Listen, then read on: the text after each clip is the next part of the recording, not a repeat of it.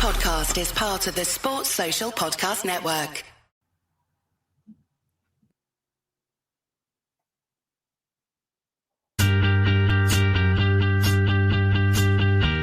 Oh, it's a goal. Who got the assist? Who got the assist?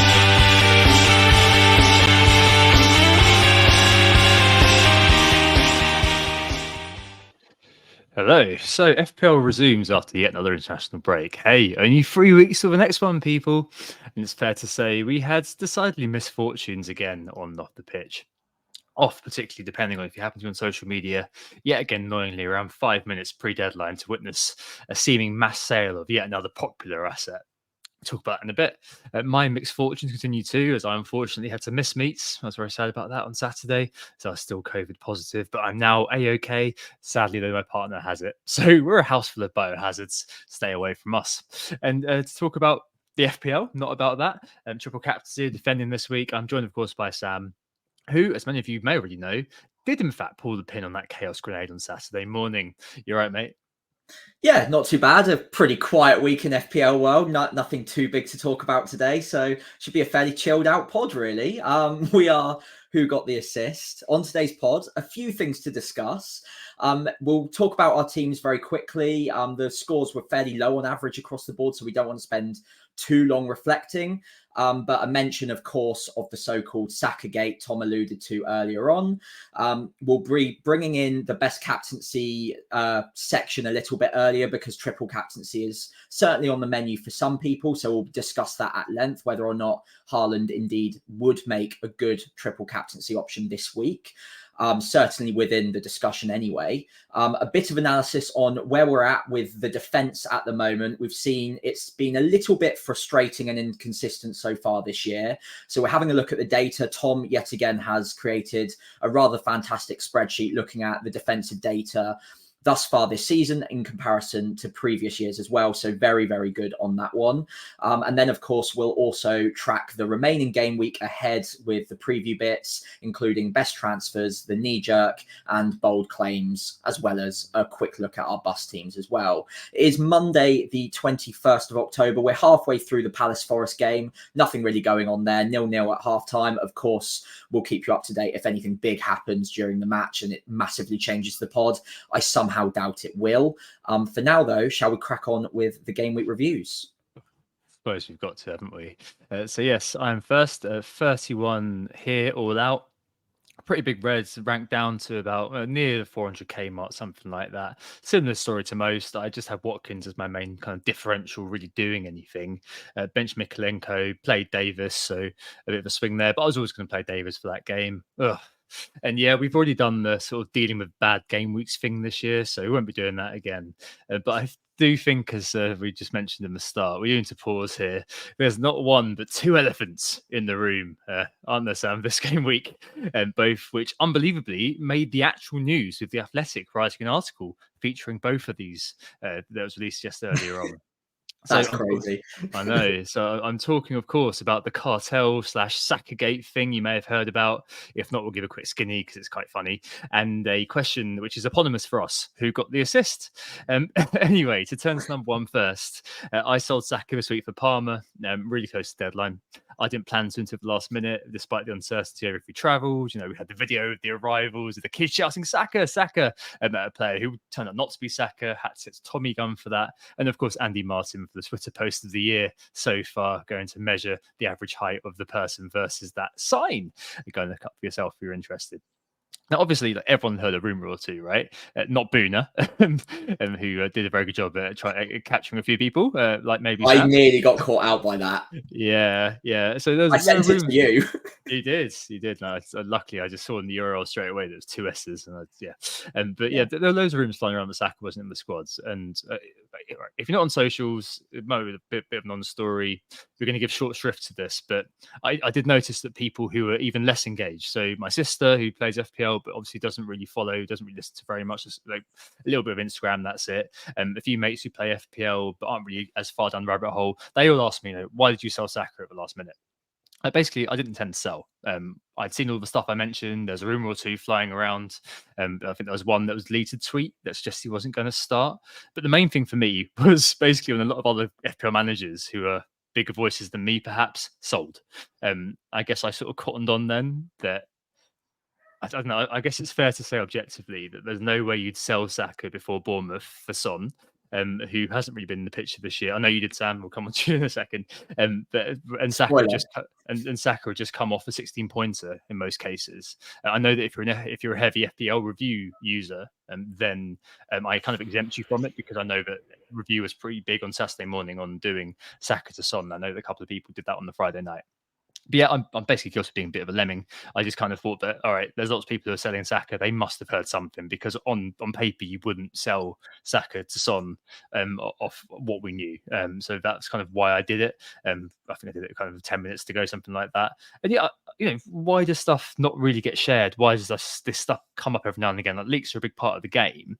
But the main reason this stuff doesn't get shared as much as it perhaps should, apart from obvious people that you may know online, like it's far worse if you share something you're not 100% sure of that some random sent you that turns out to be wrong. So if I had tweeted, put on my socials that Saka wasn't playing today, and then it turned out he was, lots of people sold on that info, I feel awful. I'll also be crucified online. Like, the risk reward just isn't worth it, honestly.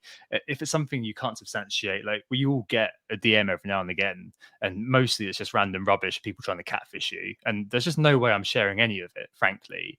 Like, the online environment, as I'm sure many of you will know, just in general, has deteriorated a lot now, especially on X. Like, I was reflecting on this a little bit further, just as I was cooking, and I think pre-pandemic, I think around the time you and I first interacted, Sam, I definitely would have shared something like that and not really thought about it.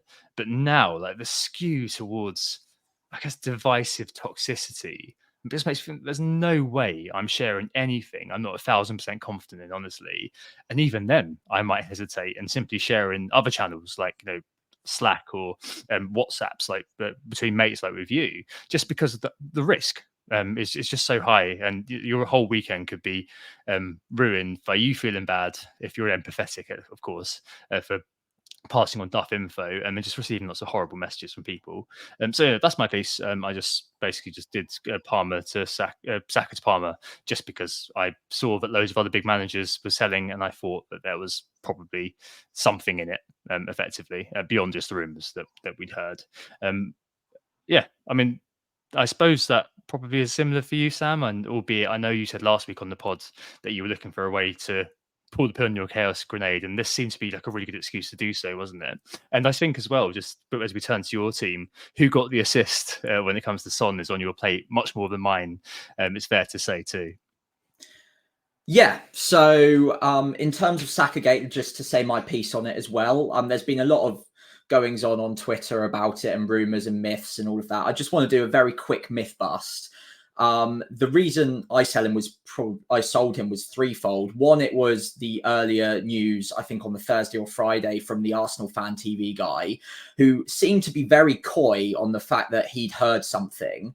So that was like doubt number one. Doubt number two was on the day of the game, we both saw that tweet from, I think it was Tiki Taka Connor, who's quite a well-followed. It was Con Marble Halls. It was just an Arsenal fan. If it was Connor, I think that would have stayed up. I might have got those mixed up. Yeah, apologies. But anyway, there was a guy with quite a big following that's basically said Saka, which by the way he got wrong, was Saka's in the squad but not starting, and I saw that about quarter of an hour before the deadline, so I was like, okay, that's strike number two, or actually that would have been strike number three, because the day before we saw the team bus arrive, all of that. And honestly, I tweeted it at the time, it just didn't look like Saka in the picture to me at all. It didn't look like him. I know his hood was up, but whatever. So it's those three reasons that cast enough doubt in my mind that I was like, you know what? I could probably take a punt against it. I was about 60-40 at that point that he probably wouldn't play, given those three little factors. And I was like, well, Son, I know is playing because he's literally had a picture of him at the stadium that morning because they had the early kickoff with a big caption from Spurs official saying Sonny. So I was like, well, okay, I'm pretty safe on just going with him for a couple of weeks, thinking that if Saka did miss out today, then he goes into a pretty iffy run after that anyway. So I was pretty happy to make that move come the deadline. I was also making the other two moves, that being Trent and Diaz both out. It wasn't because I thought Trent was a bad pick, by the way. Love Trent, but I think in combination, I wanted to try and attack the fixtures a little bit, and Diaz looked like another pretty doubtful starter for this game week and moving forwards. We just didn't know that he would be a regular starter. Gakpo's done enough to get minutes as well. So I wanted to get rid of those two. In the end, we discussed it on the pod. Obviously, we got news later on in the week that Son did look like he was going to be ready to play. And I wanted both Son and Foden, thinking the upside was there. And Porro was my basically downgrade from Trent to get to both of them. So I made all three, 4 free transfers, 3 free transfers for free. So yeah, no damage done in terms of the hits, but obviously I've lost that benefit of having 3 free transfers in the bank. Overall, not much better game week than you. It looked a little bit better until about 3 hours ago when Fantasy Premier League tweeted that Son was going to get the assist removed. I have manually removed it with a little bit of terrible photoshopping on the screenshot. I did think it was different when I was doing the slides a minute ago. I was like, hang on a minute, this doesn't look like what I'm getting. Well, they still haven't updated it on the app. No, so I was like, well, I can't week. just leave it up because it's wrong. So I've downgraded Son to a tenuous 8 points because I reckon he'll lose a bonus as well. And that gives me 34. So not a great week. It's going to be a red arrow, which is extremely disappointing after I did pull the pin on the Chaos Grenade and I went for upside on Son and Foden. Really disappointed Foden didn't start. I did get lucky with the assist at the end. A quick word on Son and the assist. As an owner, it wasn't an assist. It just wasn't. What is annoying is that they said it was, gave the points and put out a statement.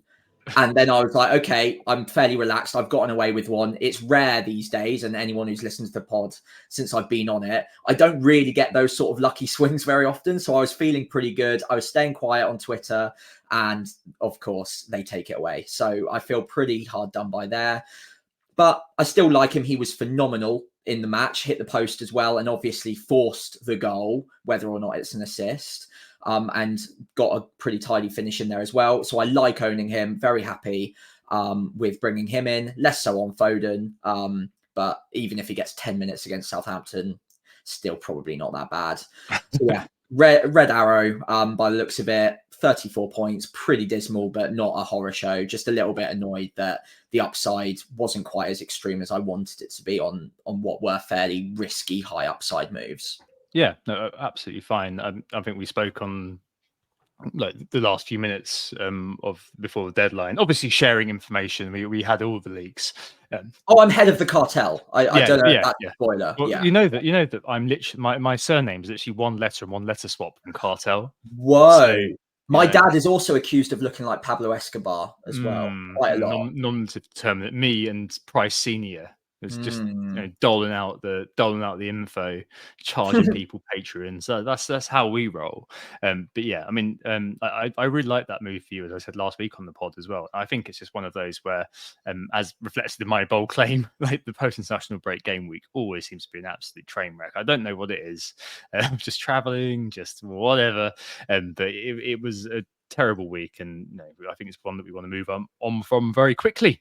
I think we should probably do that because there was a lot going on this game week, and I want to just leave it in the rearview mirror, to be honest. And the first thing this week is obviously triple time. Is it time to triple captain Erling Haaland? I've had a sneak peek at the teams at the end of the pod when I was putting my team on, and I saw that mine was active and yours wasn't. And so we've probably got two different opposing views on this one. I suppose there's two ways of looking at this, right, Sam? It's betting on the player versus betting against the team, effectively. And I guess my kind of take on it is that I'm betting against Southampton with the thought that Haaland, yes, 3 blanks in a row is I know you wouldn't think this, but is hardly suddenly a terrible striker, and City somehow are somehow like an awful team because of the last kind of 3 weeks. And obviously I prefer them to come into this in scintillating form, but maybe I don't know, maybe that's an opportunity as well, because it will lessen some thoughts of going with the TC here. Saints' second worst defence, probably saved from being bottomed by the Fat Tips, which have played both City and Arsenal, whereas Saints have only played one of them. The XGC over the last kind of few games has obviously been pretty poor, as you know. An eye test point as well. Newcastle, Forest and Wolves have all done the same thing versus City. They've crowded the middle of the pitch, forced them wide. I think Guardiola said that the back five weren't so much together as holding hands the whole time against them. I'm paraphrasing, but something like that.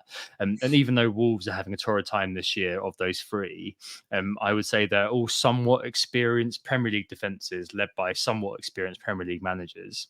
And my feeling is that the Saints, if they try to replicate that, will struggle to execute it. And you've got the Martin thing as well about sticking to his principles. Like he says loads of times, like we're going to stick to playing out from the back. And that just kind of makes me think, okay, I obviously missed the Ipswich one early on in the season, but I do think that, and we can talk about the fixtures in a little bit, but I do think this is kind of a good opportunity to kind of go for it and just get out of the way. Sounds horrible, but I think it's a good opportunity to play this particular chip within the context of how the season's going to run out.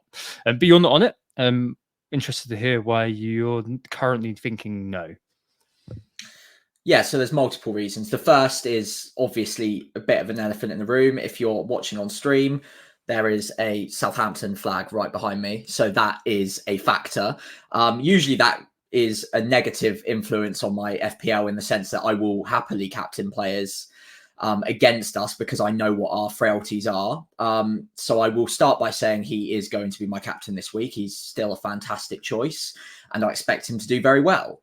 However, number one, I don't think from a personal point of view, and I will brush this over because it's not an objective thing, but I'm not able or willing to triple captain a man against my own team when it's not even a double game week. So I can tell you right now, I'm not playing triple captain this week. I know it might, even if it is the best idea and the best data-wise thing, I'm just not going to do it. Understood. So moving on from that, the way that I would probably look at it right now is Erling Haaland will have another opportunity to play us later in the season. Now that is going to be an away from home game at St Mary's in game week 36, I believe, which could be a double game week for Man City. I would be less I guess hesitant of triple captaining him if it wasn't all reliant on just beating my own club, and it could be the points could be scored in the other game as well. So I can live with that a little bit more. So that's always on the menu. And there are other teams that we just haven't played at the moment, Chelsea, Liverpool, who have fantastic FPL options on penalties, great data, who, again, if this goes terribly wrong this week, I then have an ace up my sleeve later on in the season if I did want to use it against us. There are other bad teams as well who also might be part of a double game week for some of these teams. And with those factors combined with the fact that Man City last few game weeks, and I know we joked about it to start with and kind of dismissed it, but they just haven't looked the same recently without Rodri. And I think more importantly, from an attacking point of view, Kevin De Bruyne, there's just a functionality that just doesn't seem to be quite there. They're not really firing on all cylinders at the moment. And whilst I expect them to beat us by 2-3 goals happily, I don't think I can reliably bet that on something as valuable as a triple captaincy chip when I know that there will be other opportunities when other players or even Erling Haaland himself might be in a better vein of form, or the team around him seems to be in a better vein of form.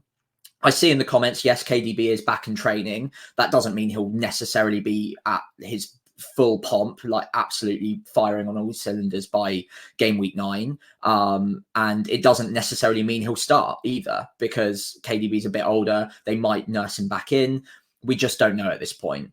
So yeah, if he plays, they'll be even better and they'll probably pull us apart even more.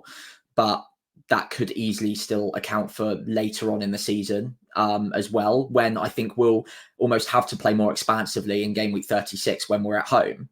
Away from home, I think there's going to be a lot of chat this week how Russell Martin will not bend on his principles. He will. I think he will. I don't think it's going to be as simple as we're going to try and beat them for possession and outplay them at their own game this week. That I just don't think that's going to happen. Even in the last 2 or 3 games, we have not been so heavy focused on possession. We've ceded possession and almost absorbed a bit of pressure at times. And I think at the end of last season as well, when we were pushing for promotion in very big games, we also managed to maybe slightly alter our system to be a little bit more pragmatic. Now, that's not to say we won't concede chances or try and play out from the back, because we will. But there are elements of change that will be coming against Man City. I'm almost certain of it.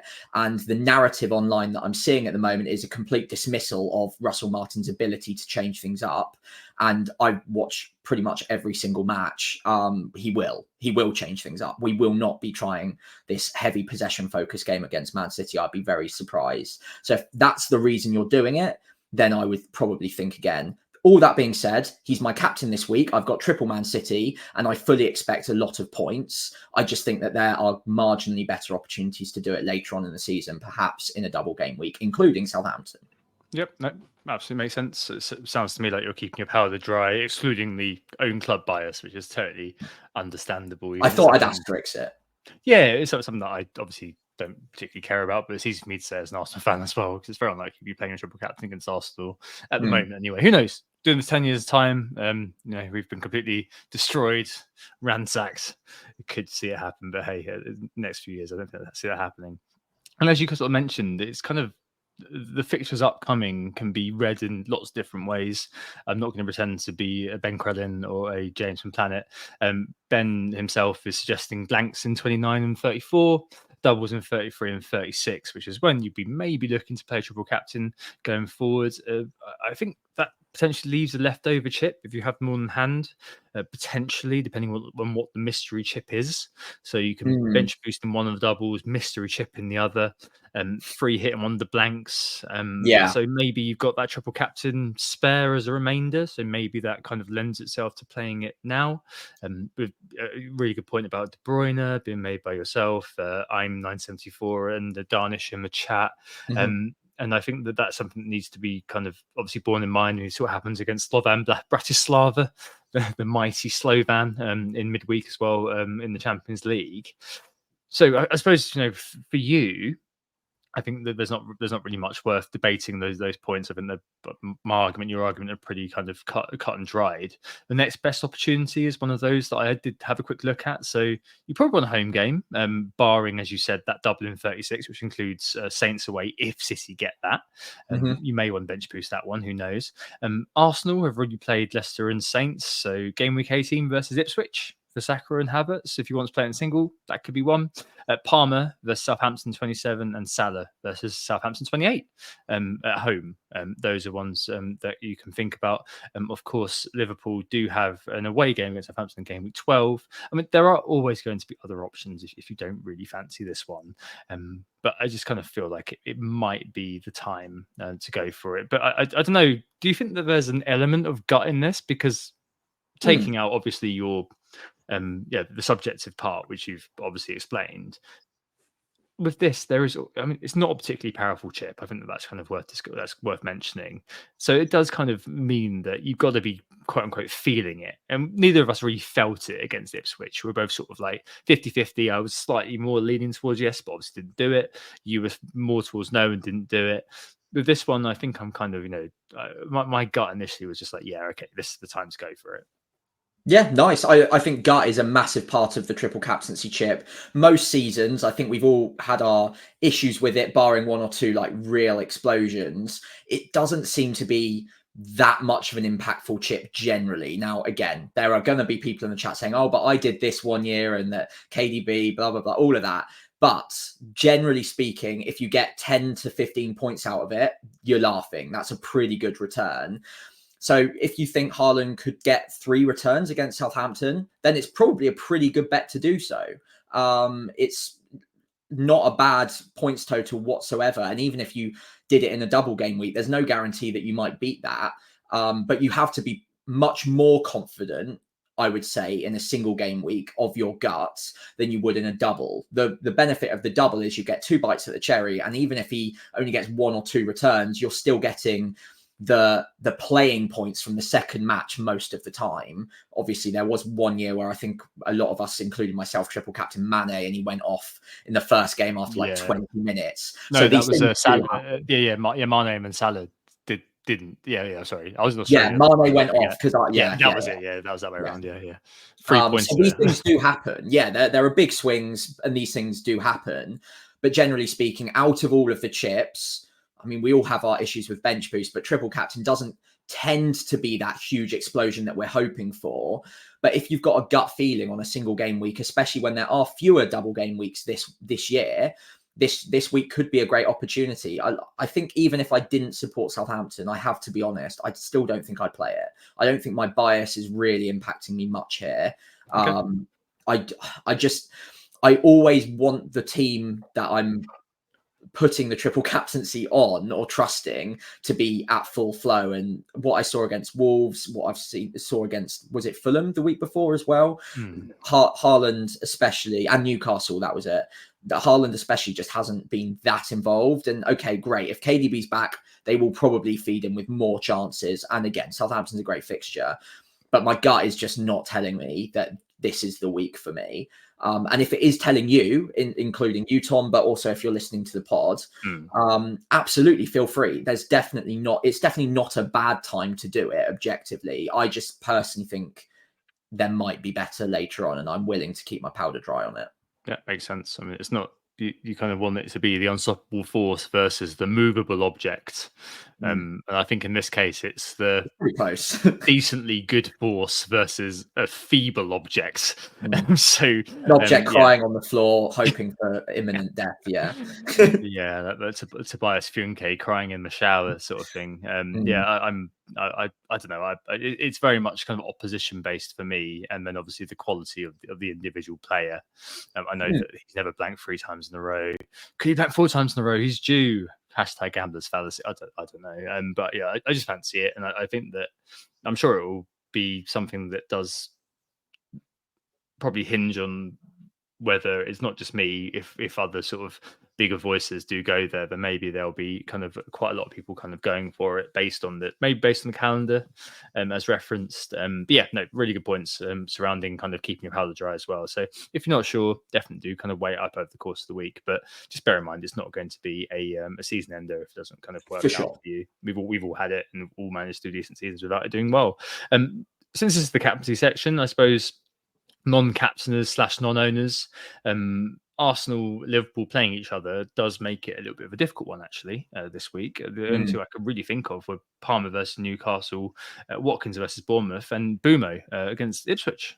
Those were the 3. Bumo's got my vice at the moment, for example. Nice. So those probably seem to me to be the best sort of 3 for me this week. I don't think there's anything else really out there, is there? No, I like Palmer at home to Newcastle. It is at home, right? I'm pretty sure. That seems like a pretty good game for me. Newcastle don't look like they're up to too much defensively right now, so I like the look of that. And Palmer looks like a great own this week. Bumo as well, yeah. Ipswich, objectively a good pick, but if you're going on all of the logic of Bumo, you probably would apply all of those points to Haaland and some.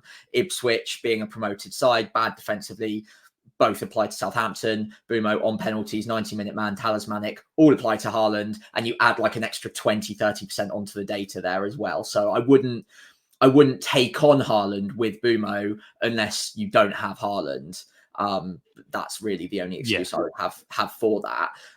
Palmer, a pretty similar story against a better team, obviously. But again, if you don't have Haaland and you don't want to rip up your team to get to him, I do like Palmer ahead of the likes of Mo, or if Saka's back, him as well. Yep, cool. All right. So should you triple captain Haaland? Depends on you. I think I've given the case for the opposition being rubbish, and I think it goes without saying why Haaland's decent. And then I think that you've given a good case for why you might consider keeping your powder dry. I think that's the be all and end all of it, really. Which is why we've managed to fit in something else on this pod, which is Well, obviously hey. quite an interesting thing to look at. And it's defensive dismay. We thought we'd take a quick look at defense at the moment. So last week we looked at the attack, really. There was a smashing of defensive chat, of course, and I just kind of wanted to think about, is it as bad as it looks? Because it has been really rubbish. So if you're watching on YouTube and if I'll speak over for listeners as well, on screen I've just looked at the XGC over the last 5 years, including this. It's all correct, barring Forest and Palace, who I've taken 1/7 of their XGC and added it on to extrapolate what that could be. So obviously they're in action at the moment. The point is not to look at it in minute detail, but get an idea of the defensive picture and how it's faring. There's loads of noise in the data. We both acknowledge that, and please take everything we say as within that agreed fact, because teams change, personnel, coaches, approaches, everything like that. It's just an illustration. But all I'm going to say, rather than read through all of it, is unlike last week, is that I did something terrible, Sam. I felt like, to help us try to make a point, it might be good to see what the XGC picture is like over time, in a really unscientific way. So what I did was I just took an average every year of what the HCC is by game week 8. There are obviously fewer teams in each set as we go further back, because teams like Ipswich weren't in the league for the last 5 years. There are a few teams like yourselves, Fulham and co, who yo-yo, so they left and came back. I just see what the overall trend is, really. And if anyone read Talisman Theory in the summer, you'll remember how I noted more goals were scored last season than ever before, breaking the last season's record before that, and how players scoring highly for XGI was higher than ever before, probably as a result of better managers in the league, better players, and so on and so forth. And it's continuing. So in this really rough read, XGC in general was on a downward trend over the last 5 years. Not a dramatic one, but around now, in the last couple of years, the XGC is around sort of 11.6, 11.7 or so. But in past years, so the 3 years preceding that, it's been between just over 9, just over 10. So on average, we're looking at an uplift of 2-ish SGC between the last 2 years and the past 3. I'm sure that trend will go on if you go further back. So as I noted sort of in Talisman Theory, if this continues, we'll see some value in defence in future as they'll get cheaper. But it also means we reframe potentially our investment in defence overall. And someone like me with Raya, Trent and Gabriel has made a hefty investment in defence, and I'm currently wondering, to be honest, what the hell I've got to show for it other than 1 pointers across the board. Quite a lot. It's been a bit of a tough year. Like, this week just gone, I was in the 4-4-2. I don't think I'll be doing that again, honestly.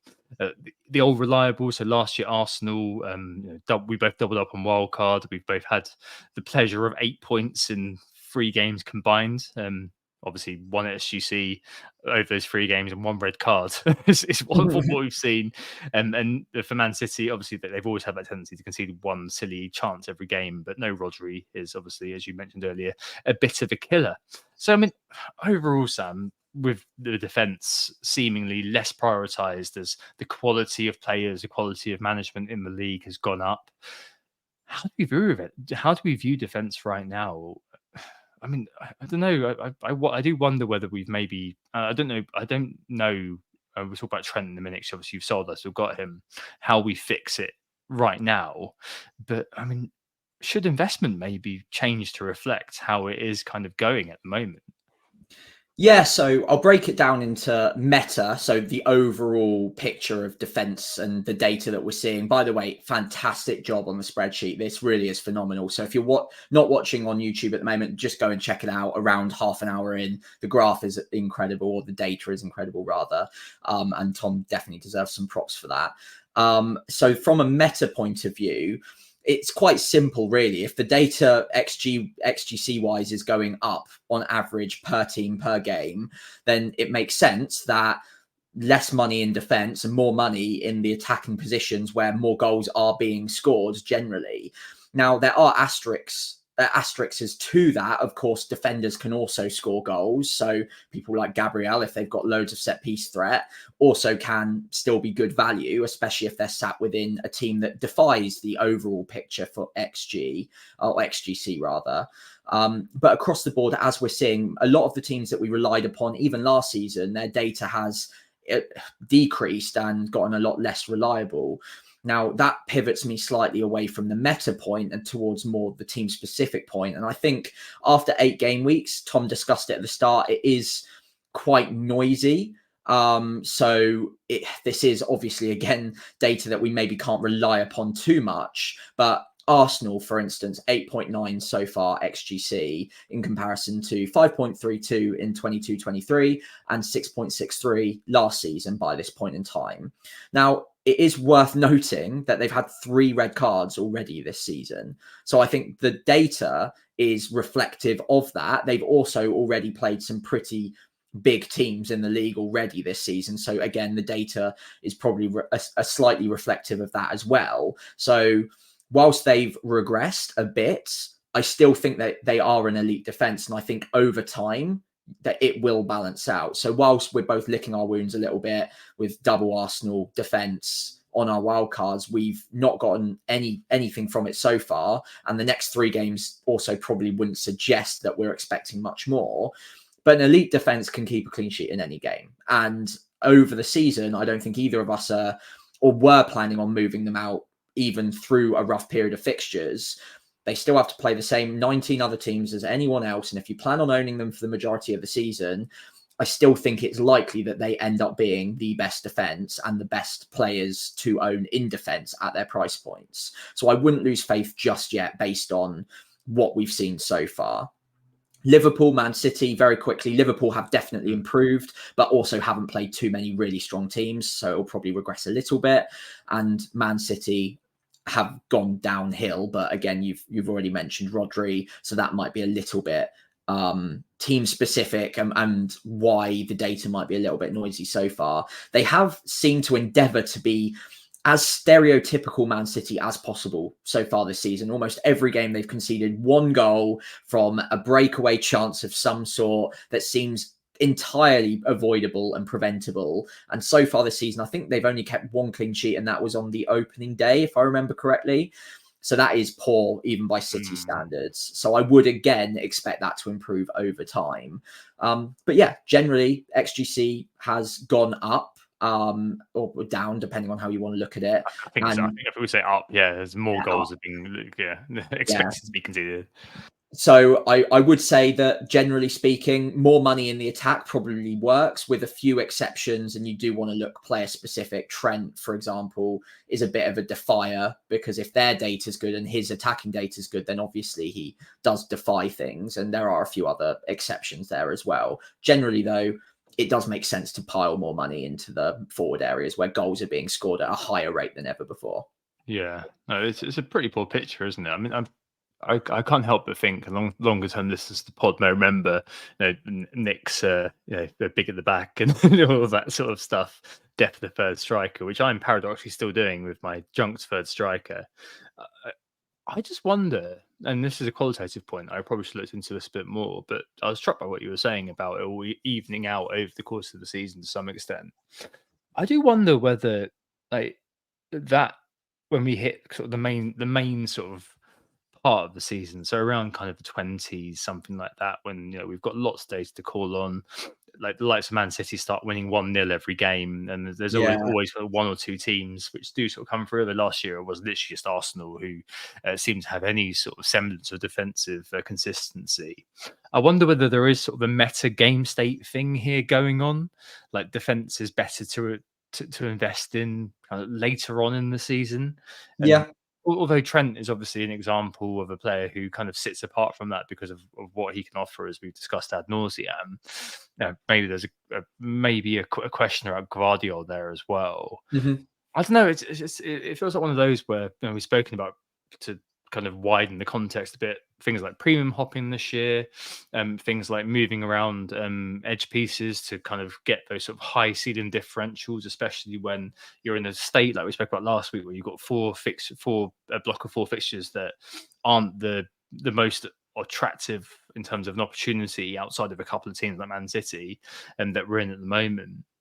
It does sort of feel like you kind of just have to stick with what you got a lot of the time.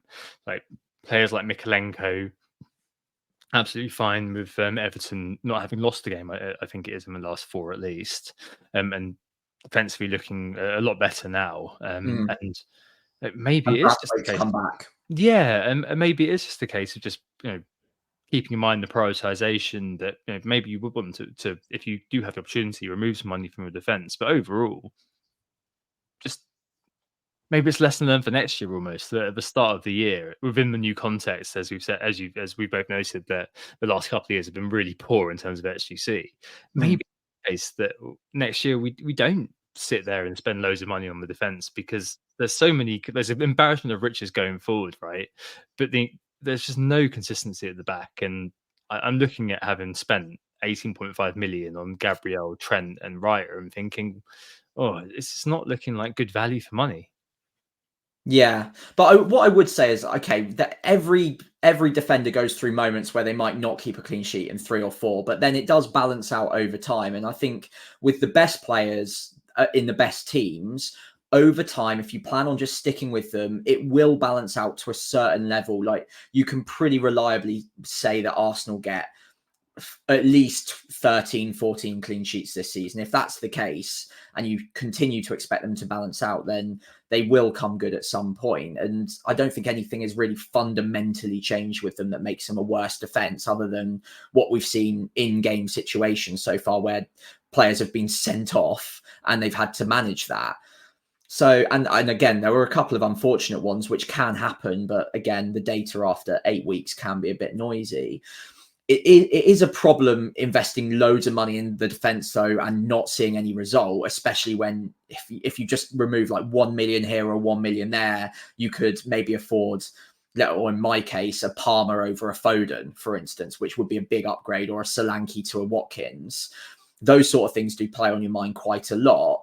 But the amount of years we've both played FPL, there's just a sod's law aspect to it. Of the second you start thinking, oh, okay, it's all about the strikers this season, it's all about the attack, we need to divest in the defense, just have a load of 4.5s, and they'll probably get the same sort of points as the 6s and the 7s. As soon as you do that, that's when the defenses try to be a bit more conservative, shut up shop, and all of a sudden clean sheets go in for the better teams, or come in for the better teams. Yeah. So I do want to be a little bit more conservative with those transfers. And now I've made my bed on a few of these players, Arsenal double defense, I think more specifically than others.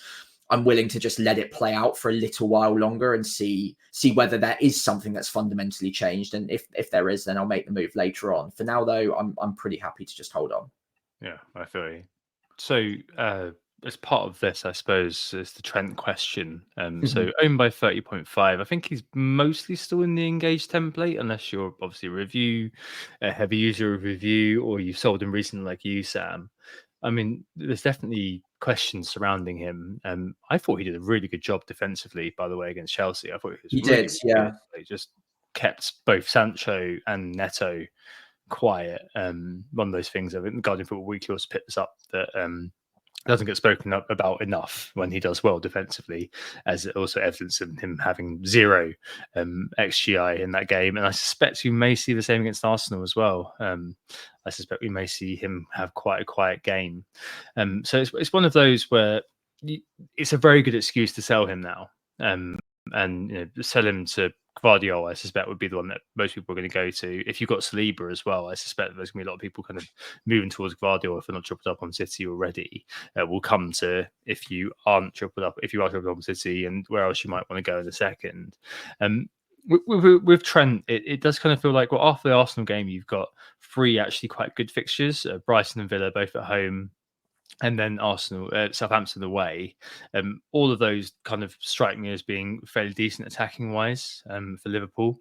And you're kind of seeing Trent, as we've kind of spoken about in the past, as a proxy Liverpool attacker. So it's just whether I kind of weather the storm, and Trent owners weather the storm this week and then kind of take it from here. I described him last week, Sam, as a bit of a bench or sell kind of character. Sorry, a play or sell character. It's very difficult to, like, I could play Mikalenko over him this week, but there's something innately wrong about doing that. Yeah, it does. So as somebody who has gotten rid, do you view him as a player that you're fearful of? And do you kind of have a concrete? Is he the sort of individual you've got a concrete plan to one day bring back, or is it one where you're kind of taking it as it comes? Is he now a bit of a situational pick rather than if you sold Saka like we both have, he's a player we're both looking to bring back, when everything sort of aligns, game week 12, game week 13, something like that. Is Trent around those same sorts of lines, or is he kind of a rung below? Well summarized. I think he's probably a rung below for me right now. I love him as a pick. I say it every single week. He's one of my bold claims to do really, really well this year. But I think he is situational, and the situation is the next few, I'm taking a bit of a gamble that Liverpool just don't keep that many clean sheets in this little run. That was starting with Chelsea, Arsenal next, a couple of nice home games against Brighton and Villa, but both of those have plenty of attacking threat. And then the one that you'd probably say is more of a banker away at Southampton before, then Man City and Newcastle. And I think for the most expensive defender in the game, unless he's keeping clean sheets every other week, it just doesn't seem like good enough value for money. Okay, the data suggests he would average an assist probably every other week as well so far, but he's been a bit unlucky. And again, you'd expect that to regress a little bit against the better teams, as we saw against Chelsea. Maybe he gets a man marking job again in some of those matches. And if you're only keeping one clean sheet in the next 4 or 5, and you're getting an assist in 1 or 2 of those, is he worth 7 million? Is he worth being the most expensive defender in the game and owning? Obviously, there's going to be a debate. He's definitely never a bad pick, but I wanted to take a bet against him for just this little run. And I don't have a concrete plan to bring him back in, but I also could fairly confidently say I won't be going back there until this run is done with, at the very least. So Man City would be the first game where afterwards I'd maybe look at him. But I think there are higher priorities for me, and getting the premium triple up, probably of Haaland, Palmer and Saka, although it could easily be Salah, Saka and Palmer, could be more of a priority for me at that point. Yeah, absolutely. There's if we're reflecting on what we've just spoken about in terms of the XGC, especially early doors, that definitely feels like the right way to go. I think it's just within the confines of having only so many free transfers, and there's only so much you can do, and we'll talk about that actually in just a little bit. So if you're tripped up on City, looking to move on Trent, or if you're in general looking at FPL defenders, where do you go? Are there any targets? What are we thinking here? A good question on this, actually, from a friend of the pod, Alex Ball, who you long-term listeners will know was actually guesting while Nick was off having his first child. Wants an idea of free players, actually, which covers the straddles the divide, actually, in terms of the players below Trent in terms of price. He asked, Porro versus Udogie versus Ran out 8 Nori. They call him Ran because it's just much fewer syllables.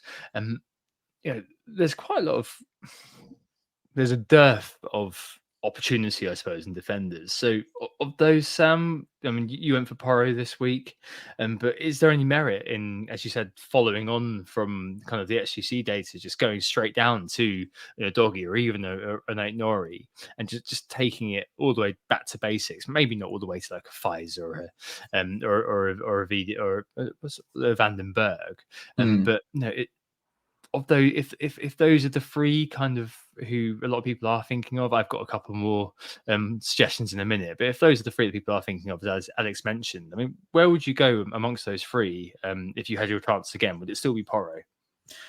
Yeah, I think it would still be Porro. I do like the other 2 options. I think Doggy could be a shrewd move for the price.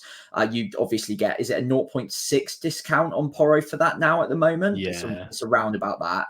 But I do think that is also shown in the data.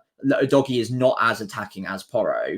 He does carry some threat. He was very advanced against West Ham on the eye and in terms of the position maps as well. He was playing a very advanced role. But if one of them is to play a more withdrawn role, it is more likely to be a Doggy, whereas Porro it's innately just built into his character. He hates defending. He just always ends up far up on the right wing. I was hesitant to bring him in this week, thinking, okay, he's been a little bit more withdrawn this season, but the data still suggests 0.2122 at the time. that it was still decent attacking threat. A fair bit of that was goal threat, and he is hanging around the box quite a lot still. Against West Ham, he was basically right wing. He was so advanced, very, very threatening. Got a shot away, which Areola kind of palmed, and I got my heart pumping and my hopes up a little bit there for a second. But I do think he is worth the extra money over a Doggy or Eight Nori if you do have it, especially with the fixtures to come as well. And if you do a quick comparison of Spurs, who haven't had the best games so far this season, versus Wolves, who of course had a very tricky run so far. But the data defensively is just so much better for Spurs than it is for Wolves. And I think we very quickly just dismiss Spurs thinking they'll concede every single week and they're a really bad defense. But that's baked into the idea that they should be better than they are. It's not saying that they are literally the worst defense in the league. It's just for the team quality. Comparatively, the defense is a bit weaker than you would expect it to be on average. They're still a top half defense or very close to a top half defense. And when you've got a player that is that attacking, on top of that, with good fixtures over the next 3 or even 4 of the next 5, I would say, I still think if you've got the money for Porro, it makes sense to go there. But Eight Nori, great long-term fixtures, good underlying data. Yeah. If you trust Wolves to turn it around and you don't have that extra money, then I think he's a fantastic pick as well, and so advanced. So yeah, really can't fault that either. I think if Wolves defend how they did against City, they will be fine. There's a lot of quality there.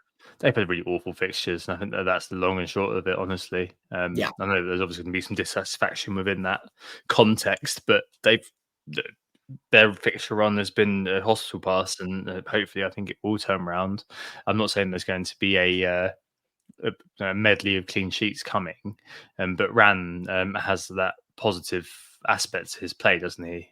He's got 23 points, and the next highest Wolves player has got 9 in defence. So I mean, that tells its own story, doesn't it? Really. I think the only other kind of thing to mention really is the big skull centre backs, isn't it? We'll call them, come really useful over Christmas for expected minutes. And I've mentioned them several times. But Milenkovic for me, I really want to get him in sooner rather than later. I do think I've got another player that I want to buy this week, who we'll discuss in a minute. And I also think that I'm probably going to be keeping Trent until game week 13 when they hit City. So there's 2 kind of jumping off points now, and probably that kind of game week 13. I think I'm probably going to keep him this week, but yeah, I really want Milenkovic at some point soon. I think game week 13 when Trent's got City and Milenkovic has got Ipswich, but then he runs into difficult fixtures, but then it kind of gets better over time. Those kinds of moves are probably kind of the ones that are high in mind for me, but I'm pretty happy with Mikalenko covering with Everton and tightening up. Not really thinking, I know Davis got a new contract. Will there be a new contract bounce, Sam? This week I'm not playing him. One of those where I'll play him in game week 10. They've got Leicester. That's fine. I'll play him for that as well. But I think he's one of those who's going to kind of stick around on my bench for a while. But yeah, those sort of big skull centre backs like Milenkovic, and I would have said Anderson, but obviously he got himself sent off for a pretty bad professional foul. And Colwill as well. Speaking of professional fouls, is one to definitely keep an eye on. So from game week 12 onwards.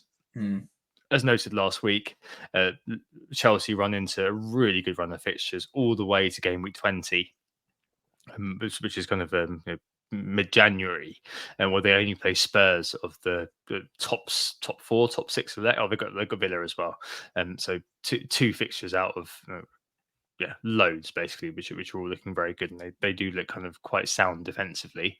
And it's I don't know. It's definitely the case that maybe we need to recast this a little bit when it comes to next year.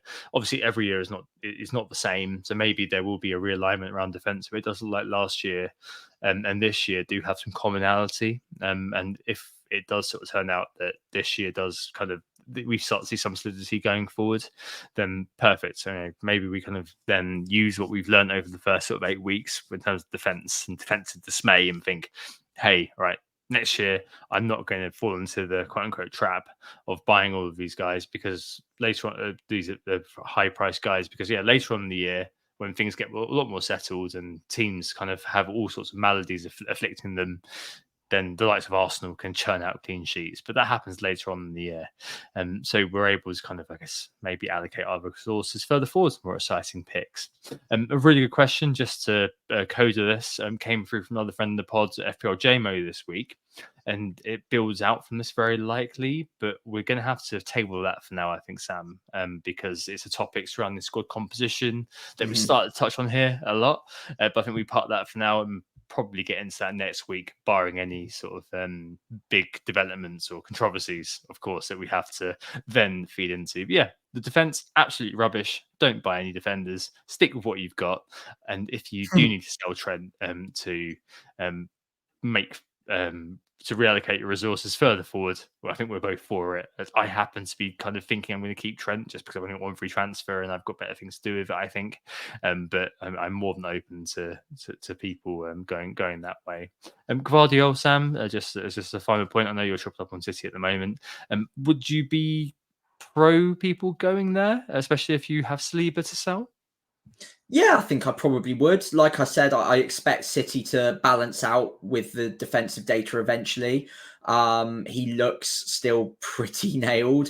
Obviously, you don't expect goals every week from him, although I think he's gotten like 6 goals to Trent's 1 in the last like half a year, maybe even like in the whole year so far as well.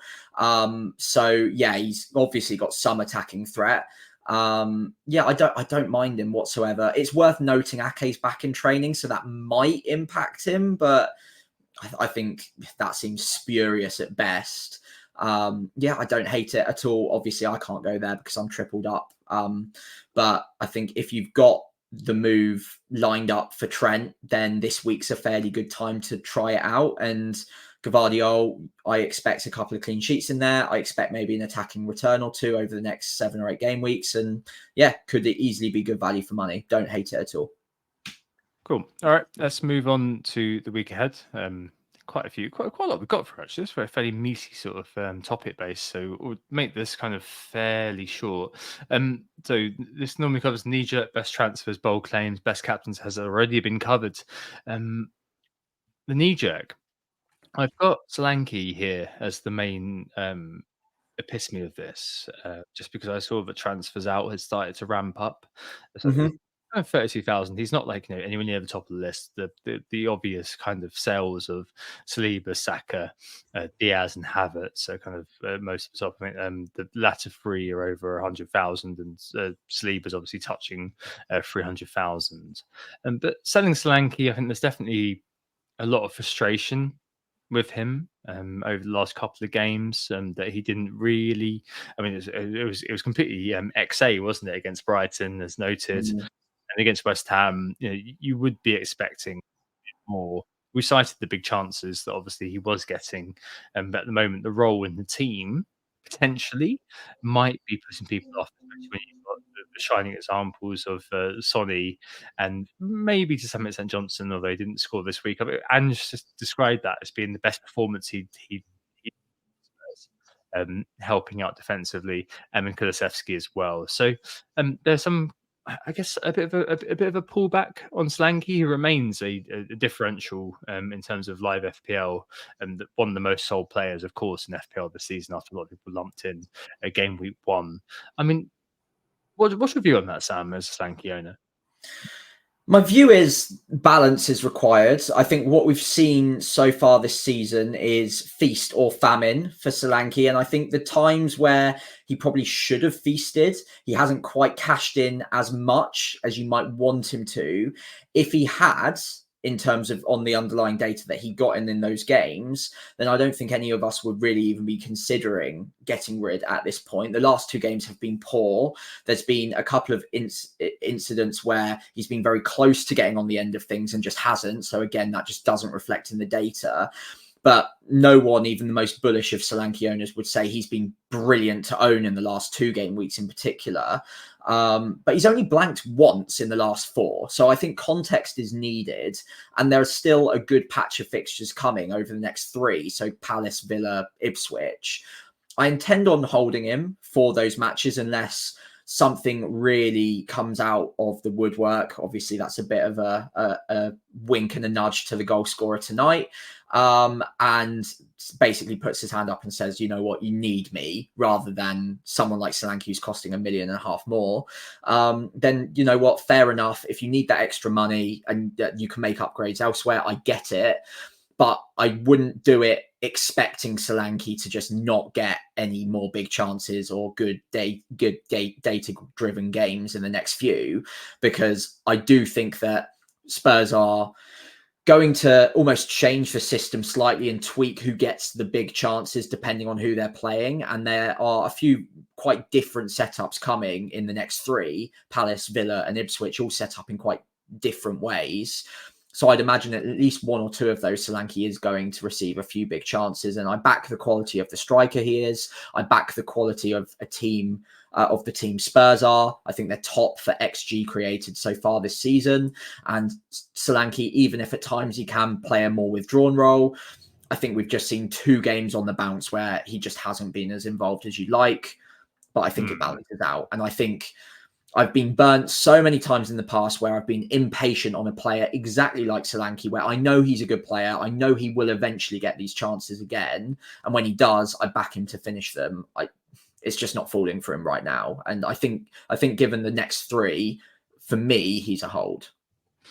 Yeah, I wouldn't be looking to move him on anytime soon, especially with Palace, unfortunately, regressing. You've got Ipswich in 11, maybe game week 12. The Man City fixture after the international break would be the time that you'd be kind of casting around if you can move him to Havertz, for example.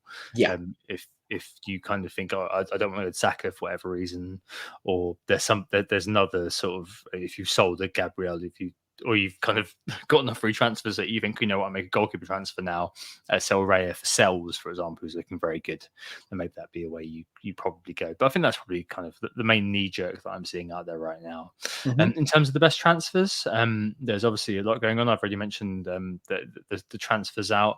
In terms of transfers in, unsurprisingly, it's Gvardiol and Son dominating that.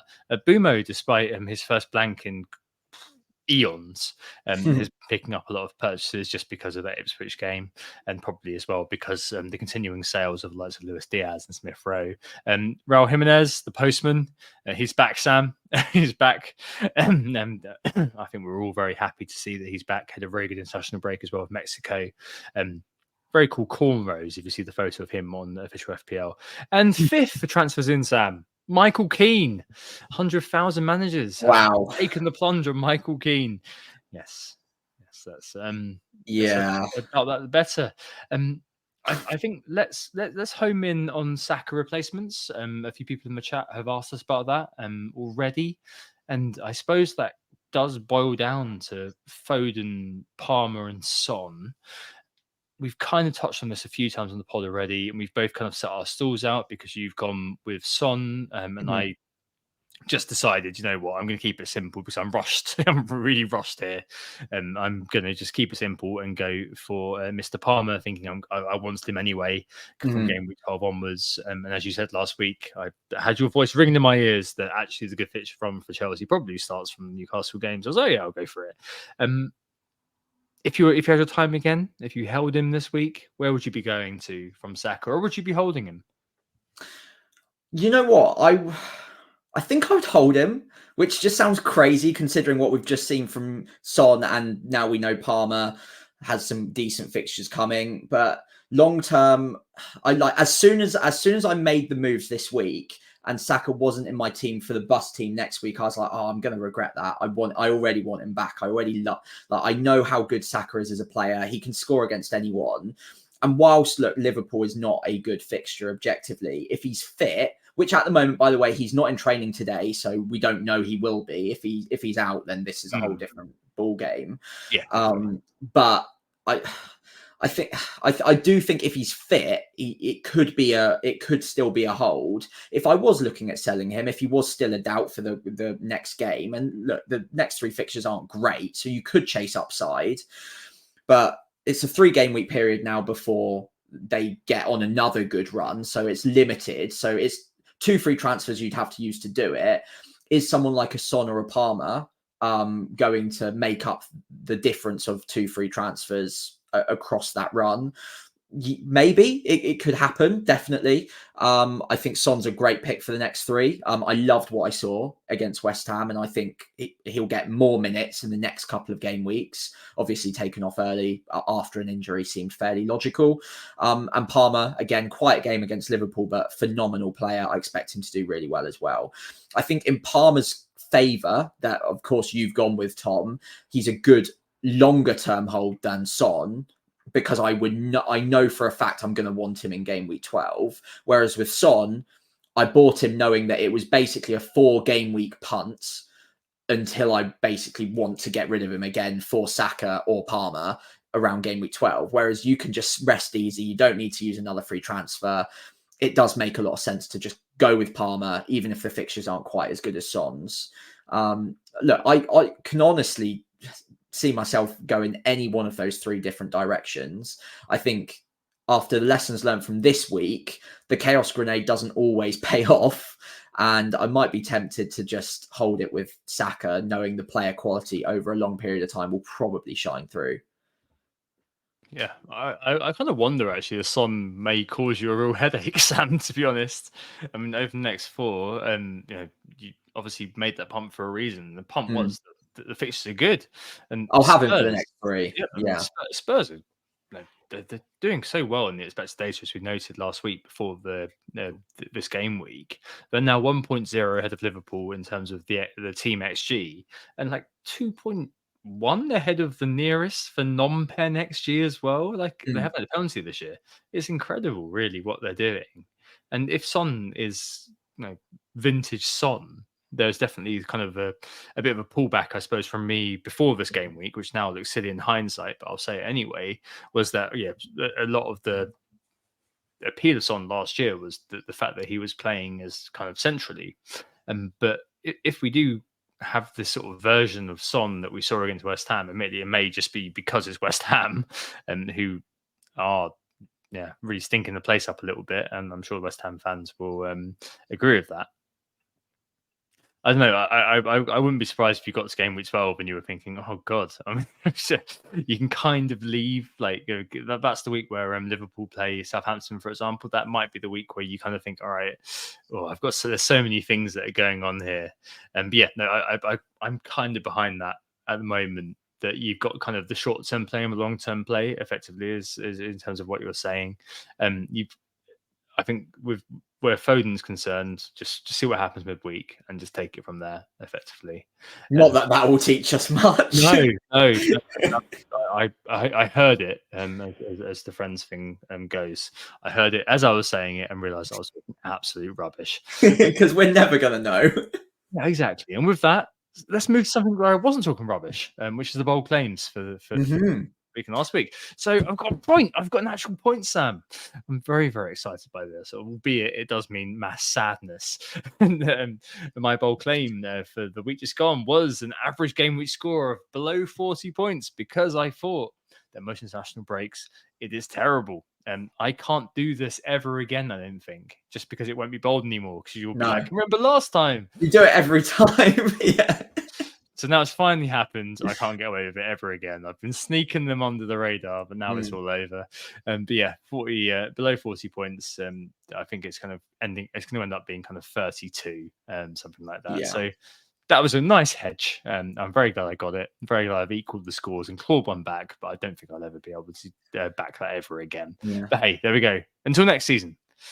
Yeah, that's a lovely bit of happiness hedging there. That's gone very well for you there against the happiness of the masses. So yeah, fair play. I, however, did not get the point this week. I was way off of it. I was hoping for 5+ goals in Newcastle Brighton. Obviously nowhere near. I was expecting quite an open game there. Didn't really pan out that way whatsoever. Bit of a surprise, but we go again. And it's 1-1 on the board as it stands, Tom. Yep. That's so for the week ahead. So week ahead, I am going. I think this is pretty bold, actually, considering everything we've talked about so far. But I'm backing myself with the Arsenal clean sheet on the bold claim. You'll see my team in a moment as to the hedging going on there. But I could see Arsenal keeping a clean sheet at home to Liverpool. Obviously, Liverpool fantastic from an attacking point of view, but Arsenal are a quality defence. I think what makes it bold is Saliba is out, but I still back the structure, and I think Arsenal will set up shop a little bit to just be solid from the back and try and build out from there and sneak something. So yeah, I can see it happening. I think it is pretty bold, but I don't think it'd be the craziest thing in the world to see them keep a clean sheet. All right. Well, it's a difficult one because we've got to see if it passed the Forest test. I think it marginally does, just because I think that most people would be expecting Liverpool to score in that game. It's got to be bold, surely. Liverpool have been great for a goal. They're second for team XG at the moment, Liverpool. So Yeah. keeping them out, especially with the they've got so many options. It's a really deep, well-experienced attacking team they've got there, really. So yeah, no, I'm allowing it. I'm going to allow it for that. And my one this week is Haaland. A bit of happiness hedging again is not the top scoring Man City asset versus Southampton. You can see it, can't you? You can see Bernardo Silva going Foden. off and 2 goals and assists. No, Foden's maybe Foden. Who knows? I'm genuinely, if you do well with Foden, I'll be very happy for you. Honestly, I mean that sincerely. But I mean, you can see like a Gundogan, you can see like a Foden, or you can see like a Bernardo Silva just going off in that sort of game. As you sort of Kovacic a couple of weeks back when he scored a brace out of nowhere. You can just see that sort of nonsense occurring. So yeah, that's where my bold claims come from. I think that definitely passed the Forest test because all of the bookies, all of the kind of the highest goal scorer odds are all going to be kind of back in Haaland, aren't they, to do a massive job. Yeah, fair play. I like it as well. I kind of hope it happens because I won't be triple captaining him, and if Foden or Lewis somehow do well, then that would be a little bit of happiness hedging for me, obviously as a Southampton fan. So yeah, fair play. I like that one. Cool. All right, we've got a bit of time at the end of the pod, so I think it's probably a good time to talk about the punt that I mentioned. So I have a quite a decent bus team actually going into next week. I'm in a 3-5-2. I've got obviously Raya and Gabriel double up. I've got Lewis. Trent, I think I'm going to have to play him over Mikalenko. As we said, there's either play or sell. I don't think it's quite right to be benching him. I might. There's a small chance that I do, but I don't think I can bring myself to do so. 5 midfield, I've got Johnson, Bumo, Palmer, Rogers, and I've got Semenyo on the pitch at the moment. And then Haaland's triple captaincy on him. Watkins.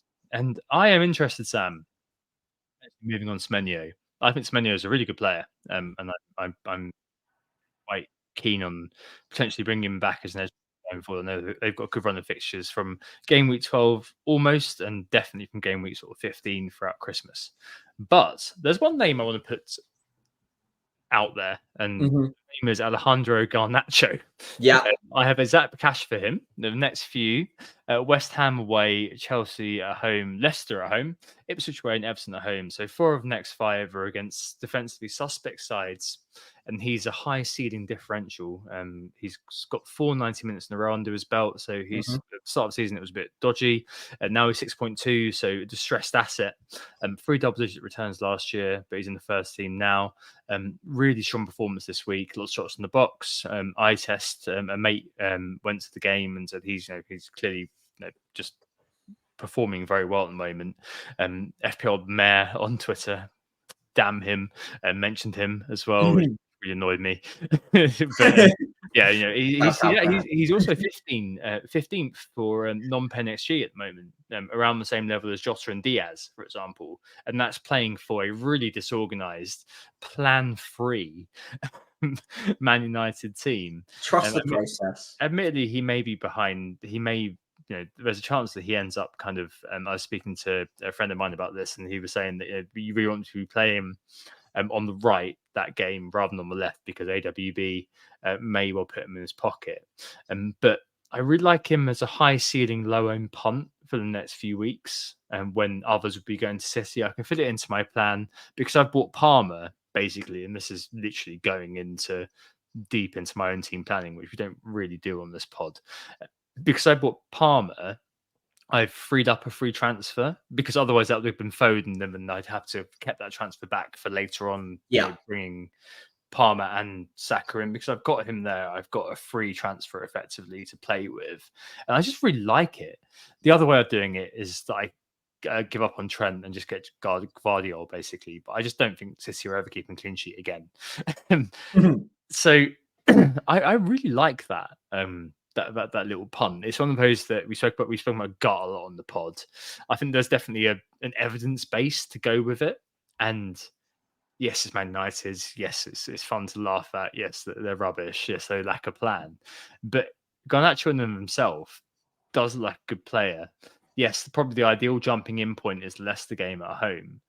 But I don't know. I think it's actually it's a move that I really like. It's one of those that, admittedly, I'll be selling a player in Semenyo who's not highly owned, not exactly I'm not exactly coming off a player like Almiron a couple of years back who has run his race. But I don't know. There's something about it that gives me the feel, Sam, effectively. So Yeah.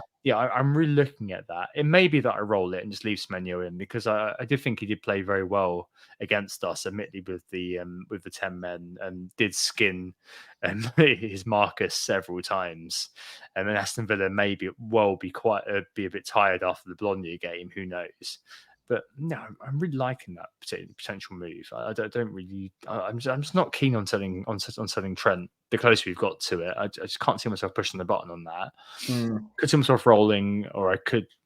Basically, I think it's like take the punt, roll, or sell Trent. And I think that take the punt is probably kind of the highest likelihood. Rolling is the middle one, and selling Trent is the lowest one. Unless, of course, we get a message from Pricey Senior in the cartel to tell me something else is going on. I like this idea of your dad being the head of the cartel secretly. It's excellent. It is funny. If you ever meet my dad, he doesn't know anything about football. He doesn't follow football whatsoever. That's what he tells you. That's what, I know. He would say that. It's the cover. Yeah. But what do you think of old Alejandro? I love him. I really, really like him. I talked about him on my video that came out this morning on my channel as well. So far, I think the one thing you didn't mention is his XG per 90 so far. 0.49 XG per 90. It's the same rank as his it's the same rank as his overall. That's why I just didn't mention Yeah. I just wanted to highlight it specifically because it's brilliant for a midfielder at 6.2. Really, really like it. People will ignore him because it's Man United and because it's Garnacho. And honestly, until this week, I'd kind of forgotten about him, or maybe ignored him myself, because I didn't think he was getting the minutes. And then when I checked, he's got 490 minutes in a row, as you rightly mentioned. I was like, okay, maybe I do need to think about this guy a little bit more. So yeah, really like that.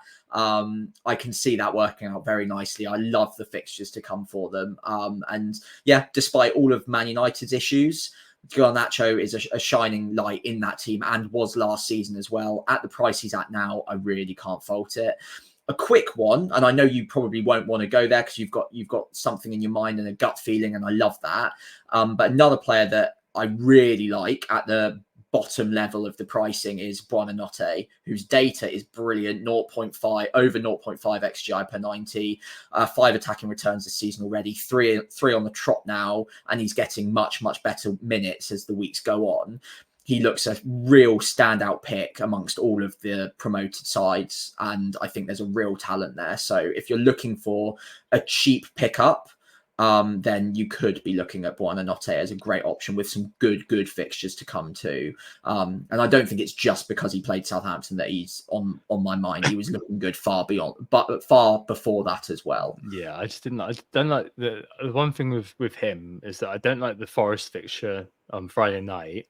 I don't really like I think it's like they've got Ipswich, which is good, and then they've got United, who for whatever reason are keeping clean sheets, probably just more by luck rather than by design. And they've got Chelsea, but the fixtures are kind of a bit more of a mixed bag in my view, but I can see why you definitely kind of highlight him. I think if we both had our time again and we had our wild cards available, he'd be one of those who'd be straight in as sort of maybe he and Morgan Rogers would be the two that you just use to enable everything else. Yeah. So I definitely, I really like that. It's just there's something about Garnacho at the moment which is kind of making me think, I really like that. Yeah, for sure. I prefer Garnacho. It's just that he's 1.2 extra. So I think at the price, Buonanotte is a great pick. But yeah, I agree. But Garnacho is definitely the better pick of the two. Cool. How about you? So my team, 3-4-3. I am currently benching Gabriel and starting Mikalenko, which is opposed to my bold claim of Arsenal keeping a clean sheet. I'm just not certain I want to put a double up against Liverpool at home. It just seems like overkill to me. And Everton, if they do have Branthwaite back, have looked pretty decent recently, and obviously at home against a much worse side than Arsenal have got to play. I can see it going either way, and this one's going to go down to the wire because it's basically team and player quality versus fixture. And it's hurt me both ways before in the past, so I'll probably have to flip a bit of a coin on the deadline or something with that, but won't get too bogged down there. I've got a triple up on both City and Spurs, which on paper should be amazing, but I'm sure there'll be some sort of way that it bites me on the arse. Foden probably won't start, or Lewis probably won't start, but again, on paper it should be a pretty nice week. I don't plan on making any moves or taking any hits, anything like that. My triple up of Spurs is Porro, Son and Solanke. I think with Crystal Palace's issues, that seems like a very nice triple up to have.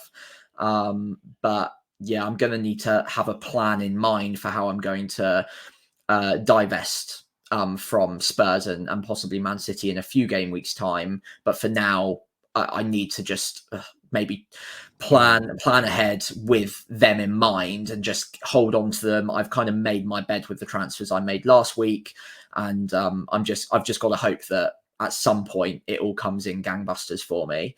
The rest of the side, Mbermo, Rogers going nowhere. Love them both. Don't need to talk about them much.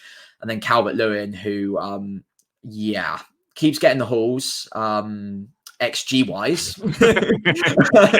which is great. And again, something about having double Everton in my starting lineup this week doesn't sit right, especially when at Calvert-Lewin's price, there's Wood who's going off at the moment, Jimenez who's doing really well, even Davis has been doing all right. Like, there's just so many options that are like chugging along pretty nicely, and Calvert-Lewin's doing as well, if not better than all of them on the XG recently, and just getting none of the points.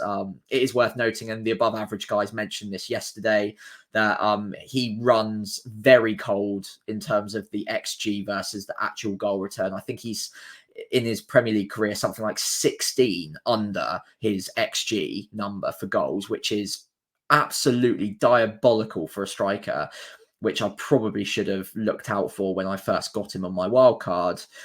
But the fixtures are still good for the next few. I don't want to be using transfers where I don't really need to, especially now I want to get back to Palmer and Saka around about game week 12. So I think for now he probably stays, and I just hope that the XG at some point corrects itself a little bit and I do get a return or two out of him. He's certainly going to be a differential. So if I get anything from him, it will be pure upside for me. Yep, fair. I mean, I think we're both now on par, really, aren't we, with that? For a while, because you had those free transfers in hand, you had a lot more sort of opportunity to do moves I did last week, and obviously didn't pay off last week. But now we've got radically different teams. I think that's only a good thing going forward, just because we come at it from completely different perspectives. Whereas if we've got the same team, we're both kind of looking at it from the same angle, which is really cool. Gabriel, what does he do against big teams, Sam? Oh, it's something like red cards, own goals. That sort of thing. Yeah. No, he does tend to do stuff.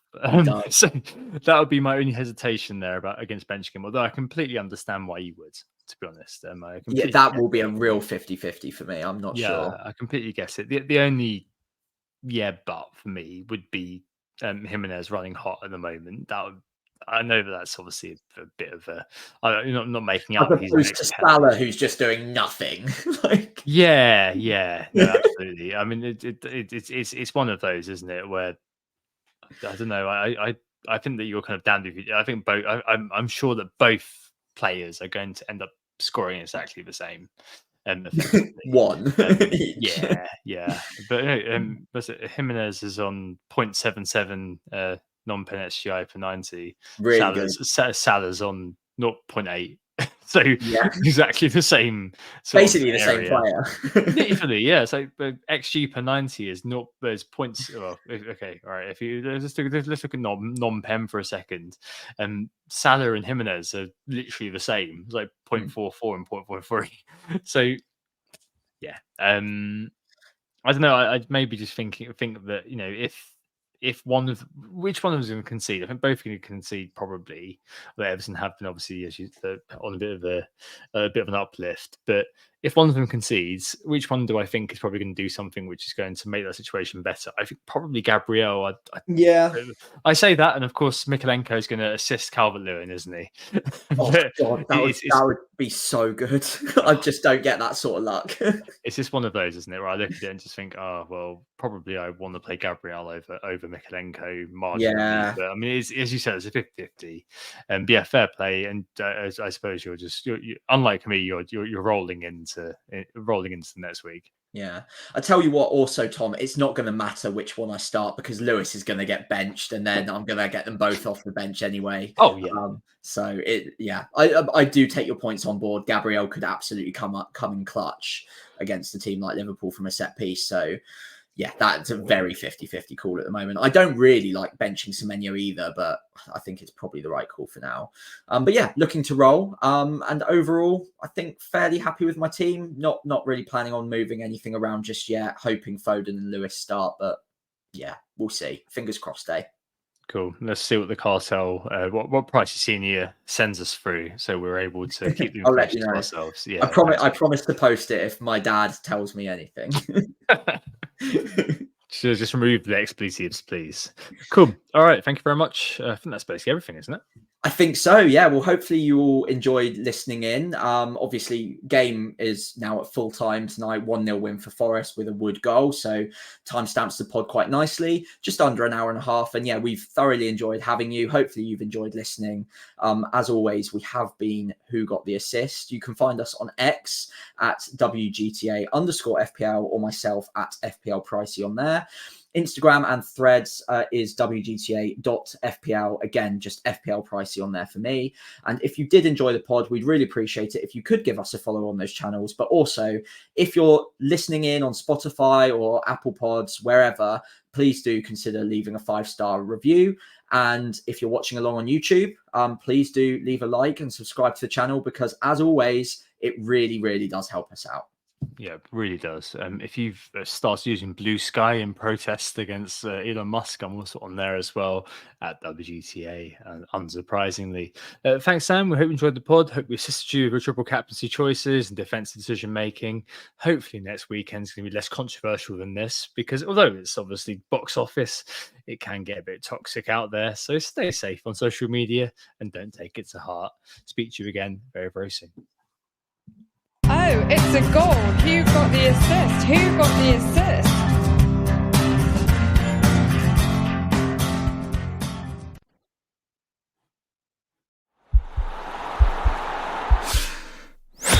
This podcast is part of the Sports Social Podcast Network.